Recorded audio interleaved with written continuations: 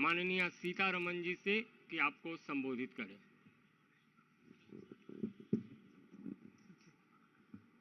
Namaskar, good evening.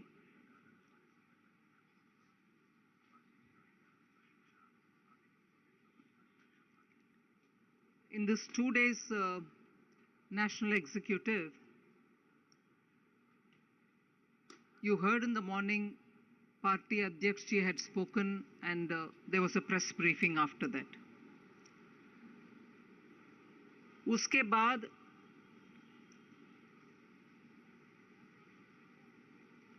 चार states का उनके अपने अपने पार्टी एक्टिविटीज को कैसे प्रोग्रेस हो रहा है उधर उसके ब्रीफिंग हुआ।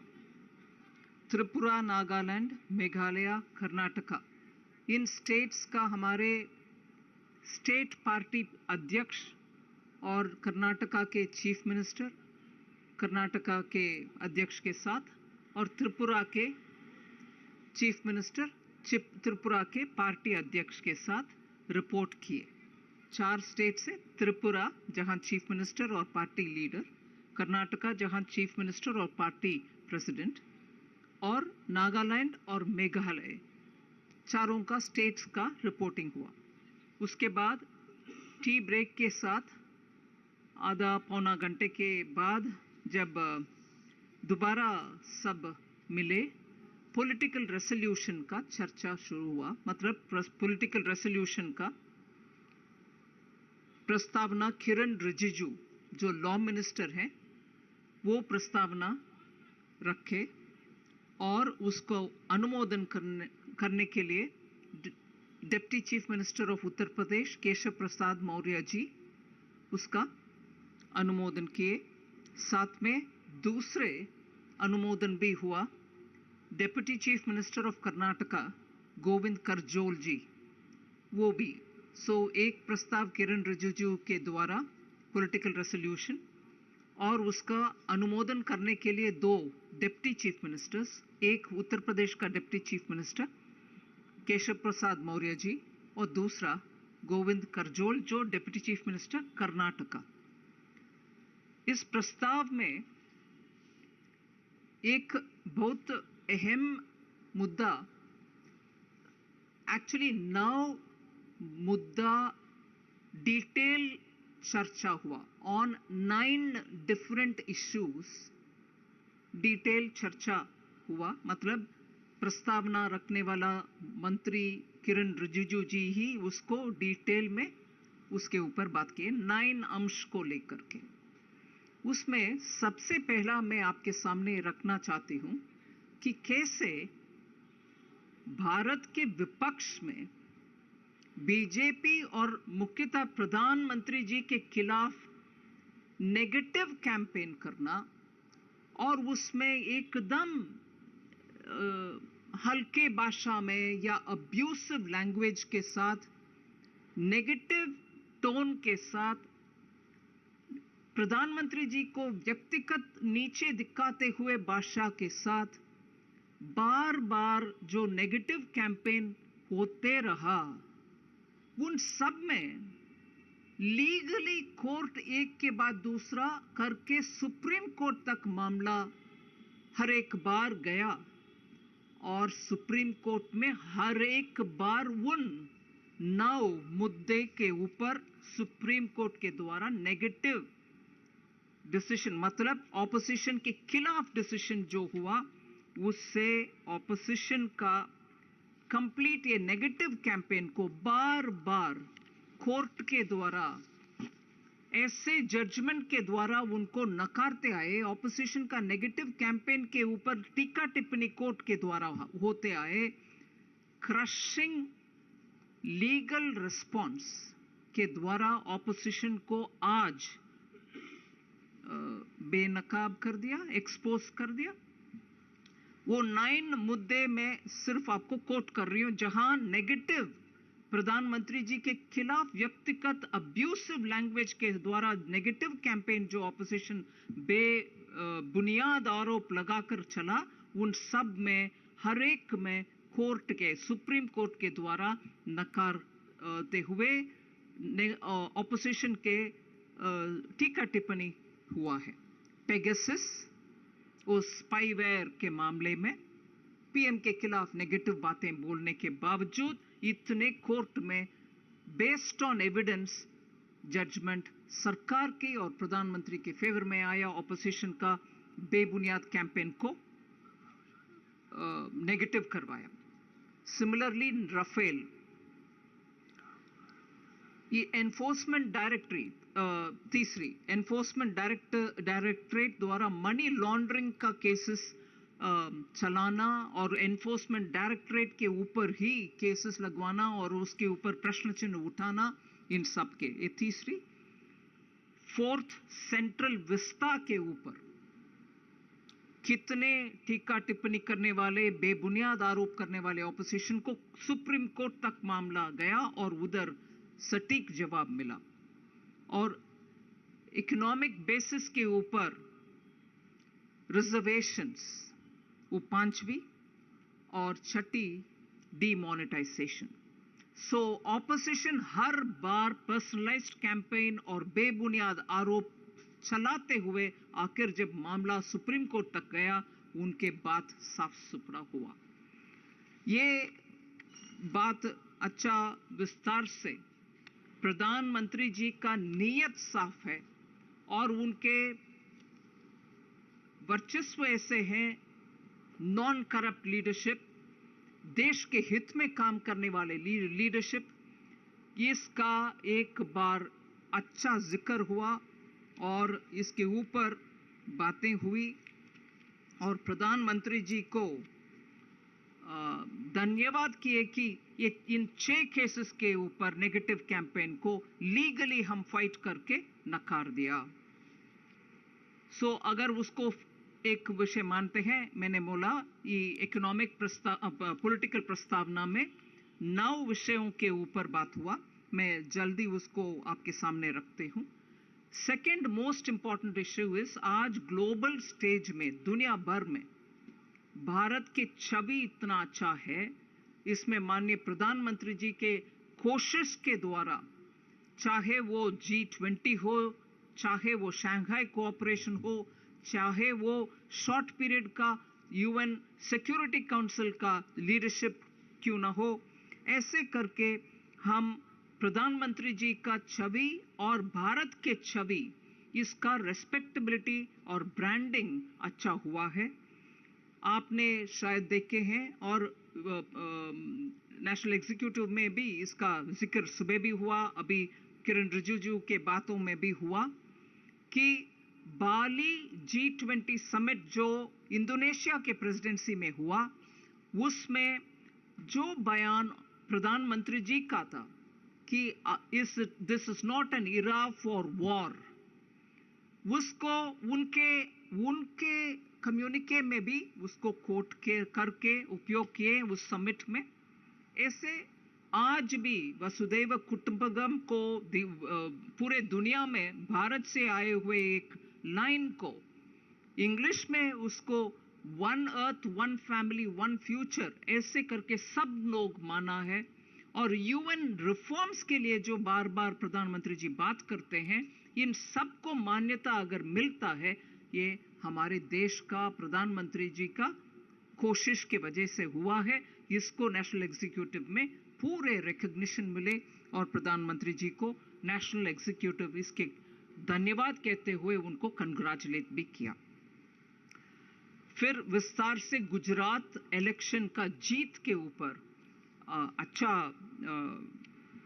डिस्कशन चला, जहां एंटी इनकम्बेंसी को प्रो इनकम्बेंसी के रूप में बदला और 7वीं बार जीतना और वोट शेयर भी 50 से 53% तक जाना और SC क्षेत्र में, शेड्यूल कास्ट रिजर्व से क्षेत्र में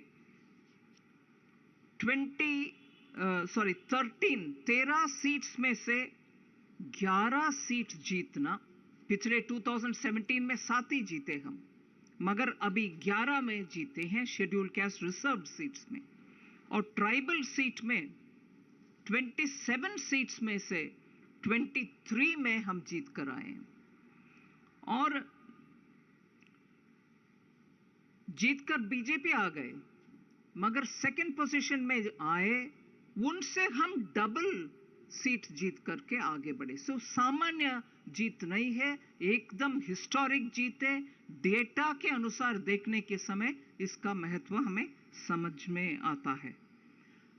मुख्य शहरों में अहमदाबाद में 21 सीट्स में से 19 भारतीय जनता पार्टी जीतते हैं और सूरत में 16 के 16 बीजेपी सीट जीते हैं और वडोदरा में 10 से 9 सीट्स बीजेपी के ओर गए हैं।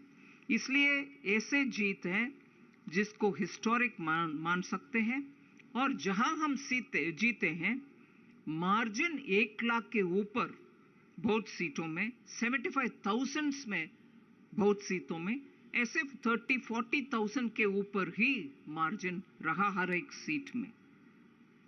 सो गुजरात की इस जीत को इस प्रस्तावना के द्वारा और प्रस्तावना रखने वाले किरण रिजिजू भी, बाद में केशव प्रसाद मौर्य जी भी माने कि इसका इम्पैक्ट आने वाले सभी असेंबली सीट्स के ऊपर होगा और इसका इम्पैक्ट 2024 लोकसभा चुनाव के ऊपर भी होगा, क्योंकि इसके साथ 2 लोकसभा बाई इलेक्शन भी भारतीय जनता पार्टी ने जीता, वो जो आजमगढ़ और रामपुर में, और रामपुर में लोग असेंबली भी हमने जीत कर आए। इसीलिए गुजरात के प्रभाव जरूर आने वाले असेंबली में और आने वाले लोकसभा सीटों में भी असर पॉजिटिवली पड़ेगा। हाँ, इस प्रस्तावना में और सुबह के भाषण में भी हिमाचल में हमने जो रिवाज है उसको बदलना मुश्किल हुआ। वी कुडंट चेंज द रिवाज ऑफ एक पार्टी इस बार, अगले पार्टी दूसरे बार, उसको हम बदल नहीं पाए, मगर जीत और हार में डिफरेंस लेस देन 1% था। सो एकदम जीत तक पहुंचे मगर जीत नहीं पाए, लेस देन 1% मार्जिन ही था डिफरेंस जीतने वाले और हारने वाले, ये भी रिकग्निशन हुआ। फिर सुबह माननीय नड्डा जी के भाषण में भी ये जिक्र हुआ है, आने वाले हर असेंबली चुनाव जीत कर आना है, ये संकल्प बीजेपी कार्यकर्ता ने लेना है, ये भी इस प्रस्तावना में रखा गया है। और केशव प्रसाद मौर्य जी बात करने के समय ये बात बोले कि हर गांव और हर गरीब के पास जाने के समय उनको यही सुनने में आता है कि हाँ, हर एक प्रधानमंत्री जी का स्कीम हम तक पहुंच रही है, लाभार्थी हर जगह बात कर रहे हैं कि हमें मिला है, इसीलिए हमें मालूम है इस सरकार गरीब के लिए, उनके कल्याण के लिए काम करने वाले सरकार है। फिर काशी तमिल संगम के ऊपर अच्छा जिक्र हुआ। सिर्फ तमिल जो आए थे काशी में उनके ऊपर असर नहीं पड़ा, उत्तर प्रदेश में भी इस कार्यक्रम का असर पड़ा है। और जब काशी तमिल संगम के विषय बात करने के समय प्रधानमंत्री जी का आध्यात्मिक और सांस्कृतिक विरासत को बढ़ाने में उनका रोल कैसे कंसिस्टेंट रहा, हर एक विषय के उदाहरण लेते हुए बात बोला गया है, चाहे वो काशी तमिल संगम हो, काशी विश्वनाथ कॉरिडोर हो, अयोध्या सुप्रीम कोर्ट के डिसीजन के बाद, मगर उसमें भी तेजी से कैसे काम हो रहा है, और महाकालेश्वर उज्जैन में कैसे काम हो रहा है, और बुद्ध सर्किट कैसे उसका भी पुनरुत्थान हो रही है, और राम सर्किट का भी कैसे काम चल रही है। इन सब में से प्रधानमंत्री जी का कल्चरल एंड स्पिरिचुअल हमारे हेरिटेज को स्ट्रेंथन करने का उनके प्रयत्न के ऊपर भी बहुत अच्छा उनके ऊपर बधाई देने वाले बातें हुआ है। फिर ये हर घर तिरंगा वाले विषय में गए, उसमें भी टारगेट था 20 करोड़ तक तिरंगा लहराने के लिए, और एक्चुअली इसमें भाग लेने वाले बहुत सारे एमएसएमई सेक्टर्स बनाने के लिए, झंडा बनाने के लिए उनका कोऑपरेशन को अच्छा रिकग्नाइज किया है नेशनल एग्जीक्यूटिव में। और टेक्सटाइल से जुड़े हुए बहुत सारे इंडस्ट्री भी सामने आए। 11 स्टेट्स में काम हुआ है झंडा बनाने के लिए, उन सबको धन्यवाद भी कहा गया है। जब 20 करोड़ झंडा फहराने के लिए टारगेट था, 30 करोड़ तक पहुंचा अचीवमेंट, आखिर 30 करोड़ तक झंडा लहराया गया। उसके लिए भी अच्छा सा उस कार्यक्रम के ऊपर प्रधानमंत्री जी का एक नया सा एक्सपेरिमेंट था कि देश को एकजुट करने में, देश का हमारे तिरंगा को ही दोबारा याद दिलाना आवश्यक है, करना चाहिए। ऐसे उनके आइडिया को अच्छा आगे ले गए। इसके लिए पेट्रियोटिज्म बिल्डअप हुआ नेशनल एग्जीक्यूटिव में, उसमें भी अच्छा रिकग्निशन किया गया है। फिर मन की बात, उसके ऊपर भी जैसे नॉन पॉलिटिकल प्लेटफॉर्म, आम जनता के साथ जोड़ना और छोटे छोटे लोगों का सेवा भाव के द्वारा जो कार्यक्रम पूरे देश में हुआ, गांवों में हो रहा, ट्री प्लांटिंग हो, रोड बनाना हो, हॉस्पिटल लेके जाना हो, कुछ इनोवेटिव थॉट हो, आम जनता को रिकग्नाइज करने वाले मन की बात के द्वारा कैसे प्रधानमंत्री जी परमानेंट ब्रिज बना दिया उनको और आम जनता के साथ जोड़ने का, उसका भी एक जिक्र किया गया है।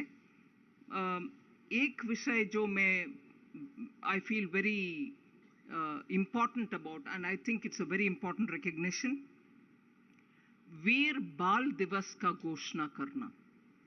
ये सिख कम्युनिटी के लिए एक बड़ा सा सेवा जो माननीय प्रधानमंत्री जी ने किया, उसका उल्लेख हुआ है। जहां इट वाज 9 जनवरी प्रकाश पर्व था दशम पिता गुरु गोविंद सिंह जी का, उस समय ये घोषणा करना कि उनके सुपुत्र दो आई थिंक साहिबजादे बाबा वीर जोरावर सिंह जी और बाबा वीर फतेह सिंह जी, दोनों गुरु गोविंद जी के सुपुत्र जो बलिदान हुआ उनका, उनको याद दिलाने के लिए दिसंबर 26 को शहीद वीर बाल दिवस मनाने का घोषणा जो माननीय प्रधानमंत्री जी ने किया, उसके ऊपर एकदम हर्ष, हैप्पीनेस व्यक्त हुआ और पूरे नेशनल एग्जीक्यूटिव में उसका बहुत ही अप्रिशिएट किए हैं। लास्टली जो पहला बोला गया बात कि पूरे दुनिया में आज माननीय प्रधानमंत्री जी के एफर्ट के द्वारा भारत की छवि और भारत का इमेज, और G20 हो, G7 हो, SCO हो, UN के रिफॉर्म रिलेटेड मैटर हो, भारत की ओर दुनिया आजकल देख रही है। और उनके लीडरशिप जैसे वॉइस ऑफ द साउथ, पूरे ग्लोबल साउथ का, अफ्रीका, लैटिन अमेरिका, आइलैंड देश, उन सबको इकट्ठा करके उनके वॉइस सुनने का और सुनकर उन बातों को G20 में जब हमारे प्रेसिडेंसी चलेगा इस साल, उसमें voice of the south Bharat बनेगी, ऐसे एक आइडिया के साथ उनके साथ जो चर्चा गोष्ठी हुआ उसका भी जिक्र हुआ और उसके लिए प्रधानमंत्री जी को धन्यवाद किए। और ये इलेक्शन के, स्टेट असेंबली इलेक्शन के विषय में अध्यक्ष जी नड्डा जी के सेवा और उनका अनटायरिंग एफर्ट्स के ऊपर भी बधाई दिया। लार्जली पॉलिटिकल रेजोल्यूशन यही है। एक एक करके कोई यतीन्द्र टीवी 18।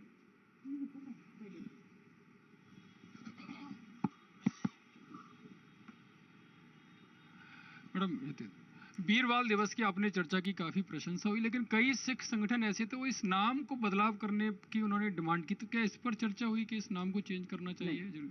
चर्चा नहीं। छोटा सा करेक्शन, गोविंद करजोल जी सीनियर कैबिनेट मिनिस्टर, मैंने डिप्टी सीएम बोला, यूपी के डिप्टी सीएम, कर्नाटका के सीनियर कैबिनेट।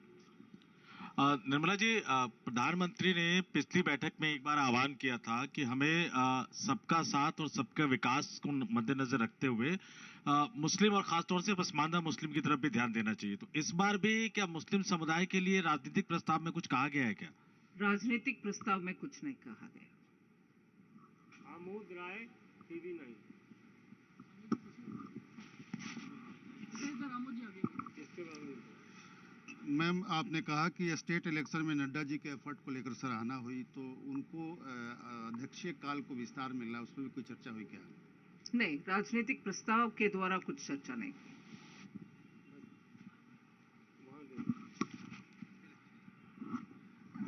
क्या इस प्रस्ताव में महिला सुरक्षा इन सबको लेकर के भी कोई चर्चा हुई है? जिस प्रकार से 2024 में लोकसभा चुनाव है, तो उन सबको लेकर के?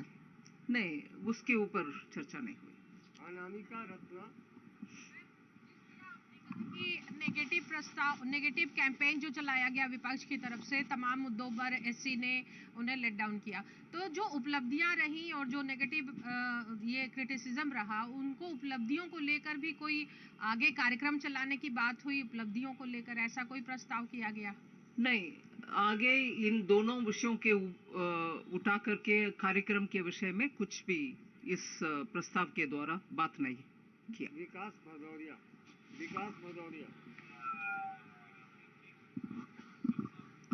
निर्मला जी, आपने कहा कि नेगेटिव कैंपेन में 6 पॉइंट गिनाए गए, लेकिन आजकल कांग्रेस एक नेगेटिव कैंपेन चला रही है जीएसटी को लेकर। अब से कुछ देर पहले फिर से एक बार राहुल गांधी ने ट्वीट करके कहा है कि जो जीएसटी है उसमें 65% योगदान गरीबों का है, 10% योगदान देश के बड़े उद्योगपतियों का है। तो इसको लेकर कोई बातचीत हुई? नहीं, प्रस्ताव के द्वारा बातचीत नहीं हुई। लेकिन जीएसटी को लेकर जो नेगेटिव कैंपेन चल रहा है, नहीं, उसके ऊपर इधर चर्चा नहीं हुई। अंतिम सवाल संजय शर्मा, लोकमत। मैडम, आपने कहा कि पॉलिटिकल रिजोल्यूशन में गुजरात की जीत पर बातचीत हुई, किस तरीके से एंटी इनकम्बेंसी को प्रो इनकम्बेंसी में बदलने की बात हुई।